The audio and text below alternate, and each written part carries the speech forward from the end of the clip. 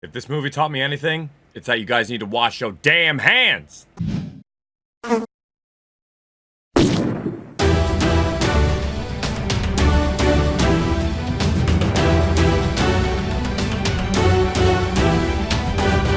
Hi, and welcome to another episode of On the Fly, the unscripted, unfiltered initial thoughts movie review series.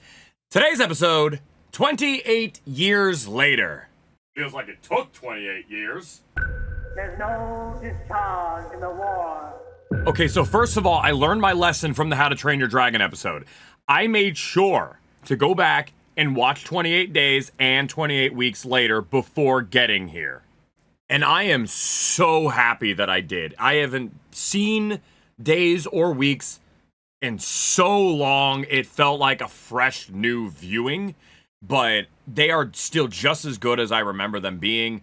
They are probably some of the scariest and most intense zombie movies that I can even think of. As I'm wearing a Dawn of the Dead shirt, I know it's not lost on me. And I say zombie in quotations because it's not technically a zombie movie. It's an infected movie. It's about a virus called the Rage virus. And I think one of the things I really thought about this whole series and why it's so scary to me, it's so much scarier than most other, quote, zombie type movies, is because so many of the other ones, it is such a slow deal. Like if they get bit, there's a slow process that takes for them to finally turn, or they have to die and then they turn, that kind of thing. This series? Oh no. You get bit, you get saliva, you get any freaking saliva, you even have a blood drop in your freaking eye. Oh, trust me, you have like less than a freaking minute. Like less than a minute, you're puking up blood, and your eyes suddenly turn red and bloodshot, and now you're yelling, screaming, twitching all over the place, and you're running after people, trying to kill them. Holy shit! Oh yeah, I should probably warn you guys, this series is not really for the faint of heart. And the same goes for 28 Years Later. Just like most other zombie films, they are very gory, a lot of body horror, not really in the psychological horror aspect in some ways, but mostly it's a body horror, and it's very gory. Probably should have mentioned that before the puking up blood thing, huh? You'll be fine. It does feel like it took so long for us to finally get another one. Now, I don't know the development cycle. I don't know if it was in just development hell. I don't know those details. All I know, as a fan, it took what feels like 28 years later to get it. The last one we had was 28 Weeks Later from 2007. Like, I'm gonna be perfectly honest. The first time I saw any kind of announcement that we were getting a 28 Years Later, I thought it was fake. Because it happens all the time with different movies. There's always like, this movie's happening, and then it doesn't actually happen. So like, the second I saw an announcement that we are getting a 28 Years Later, I completely thought it was bogus. I thought it wasn't real. It was just somebody trying to gain some kind of reaction.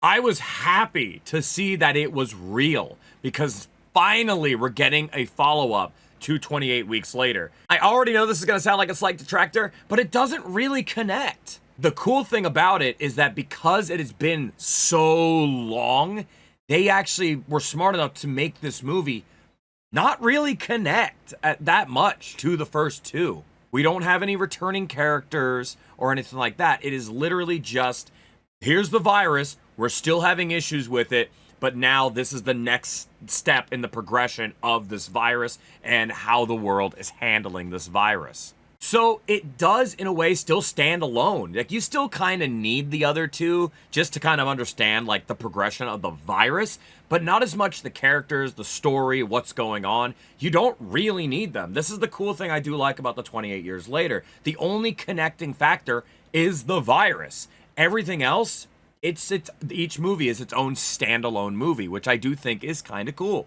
Now, yes, there's that part of me that would like to know what happened to the characters of the first two movies, and who knows, we might still get that. But for now, this movie, it was good.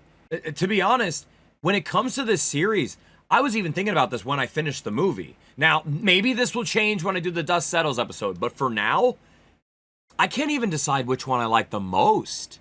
Like, when I really think back and I think about 28 days later, 28 weeks later, 28 years later, now that they're all fresh in my mind, I can't really decide which one I like more. They all are kind of very much like, they all work really, really well. And I don't think either one is like any substantial amount better than the other one. Like, when you look back at films' best trilogies, there are some where, of the 3 movies, there's some strong ones, then there's some weak ones. Say Terminator, for example. We had Terminator 1, which was good. Terminator 2, that was like leagues better. But then we had Terminator 3, Rise of the Machines. Wasn't even anywhere close to being as good as the first movie. But then you have trilogies like the original Star Wars trilogy.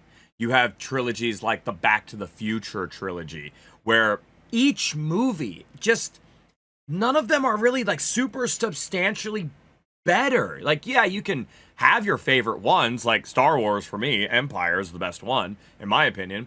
But it's not like substantially crazy better than New Hope or Return of the Jedi. I feel like the 28 days, weeks, years, 28 series, that's what I'm gonna call it.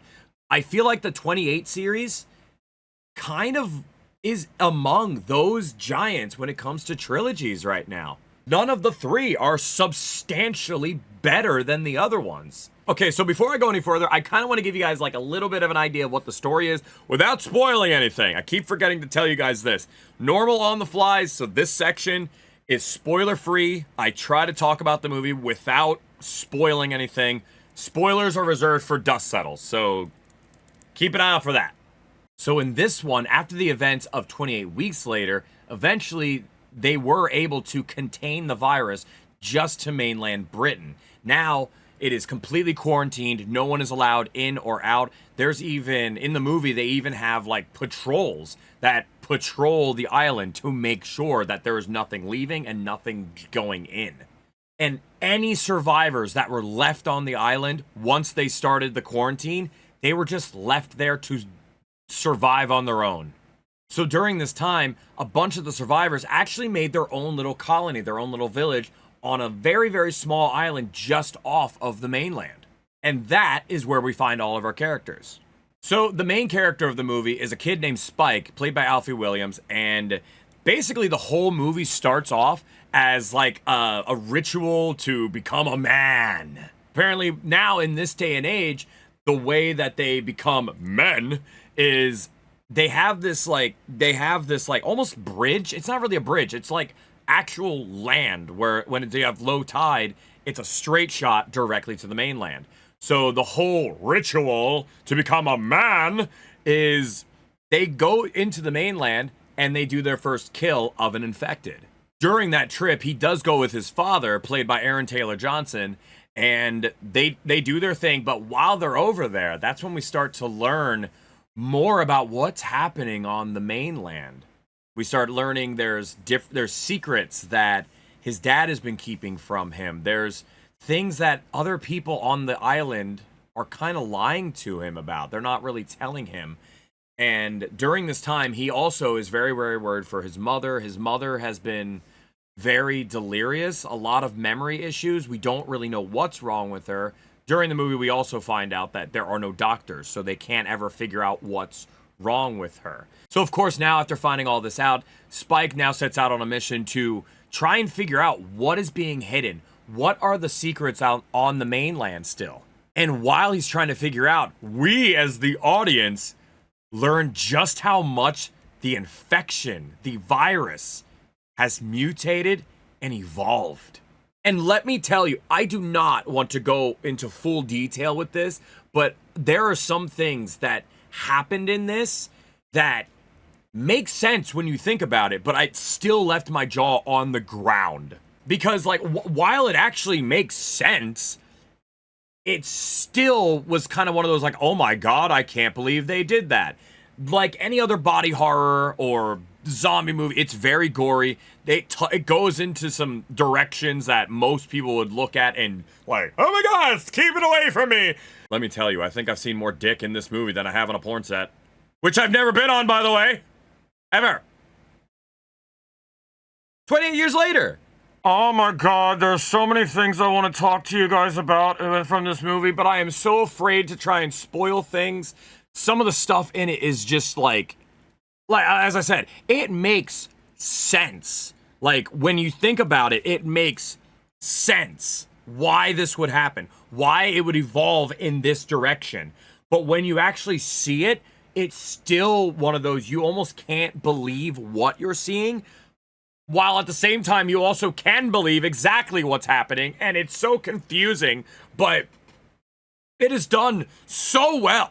And one of the other cool things is 28 years later actually marks the return of Danny Boyle as the director and Alex Garland as the writer. They were involved with 28 Weeks Later, but they were not the director and not the writer at the time. They were executive producers. I think what's really cool to see, at least to me anyway, I don't know if anybody else is like really like this, but I know I am because I love film. It's so cool to see how filmmakers evolve. Like, for example, if you do the same thing that I did. Before you go see 28 years later, make sure you guys watch 28 days later and 28 weeks later, then go watch it. It is so cool to see the progression of these filmmakers as it goes, because much like how 28 years later is such a good progression of how this virus evolves and how it mutates and progresses the whole story, it's so cool to see the filmmakers also change and evolve.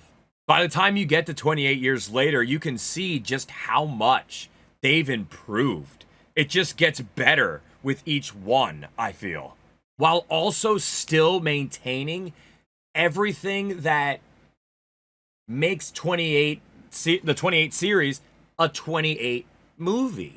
Like, one of the biggest things that I thought of when I rewatched the 28 Days Later was how dreamlike it felt, how nightmarish it felt. Like, you ever have a nightmare or a dream, and you just, when you try and think of it when you're awake, it just feels so odd. It feels so mystical. Like, so, I don't know if mystical is the right word, but it just feels so odd, so weird, and it just doesn't feel right. These movies capture that feeling. 28 Days Later captured that feeling almost perfectly. By the time the movie was over, it literally felt like I just relived a literal dream. 28 Weeks Later continues that. It does continue having those same feels, but maybe a little bit better than some of the stuff from the 28 Days Later. This one still maintains it. It still feels like a nightmare that you're reliving and reliving on the screen, but it feels more like it's come to the modern age of filmmaking at the same time. So it's a very cool, very nice process to see. It's cool to see the filmmakers progress over the three movies, while the story itself is also showing the progression between just the virus. That's such a cool thing. I know I've said that so many freaking times. I'm sorry, but it's really cool. Like, no returning characters.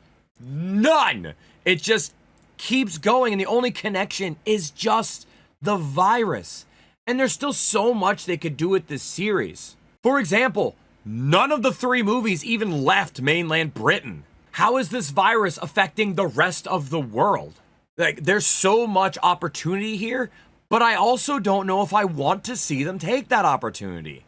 Mainly because I think we've all seen it with different TV shows, different movies, where after a while it just starts to feel watered down. Like, we've just seen this over and over and over, and it starts to become too much. I think right now with these three, it doesn't feel like too much. Each one still feels somewhat fresh. Now, I'm interested to see what happens. Now, I'm not spoiling anything here, but the same way that the other two ended open-ended, like there could be a sequel, this one does too. And I'm interested to see what they do, because 28 Days Later did not really connect into 28 Weeks Later aside from the virus. 28 Weeks Later does not connect into 28 Years Later except for the virus. This one also ends very open-ended, But this one ends so much more open-ended that we could very well get a sequel that directly ties to this besides just the virus. I'm interested to see where it goes, but for now, I love this trilogy. It is a fantastic trilogy. If you guys like horror, you guys like zombie horror, like body horror, gory type of horror movies like me, I'm fucked in the head. Definitely check this one out, especially if you're a fan of 28 Days and 28 Weeks Later. You're definitely gonna like this one as well. And you're probably gonna be thinking about some of those scenes for a while afterwards too. I know I will. But for now, guys, that is it for this episode of On the Fly. If you guys would like to catch me live, I do stream on Twitch at twitch.tv/DreamWarrior. And we like to talk about movies and TV shows, all kinds of stuff there, video games. And yeah, we'd love to see you guys there. Come and join us. But for now, guys, I will see you guys when the dust settles. And until we meet again, guys, I will catch you guys later. Wham!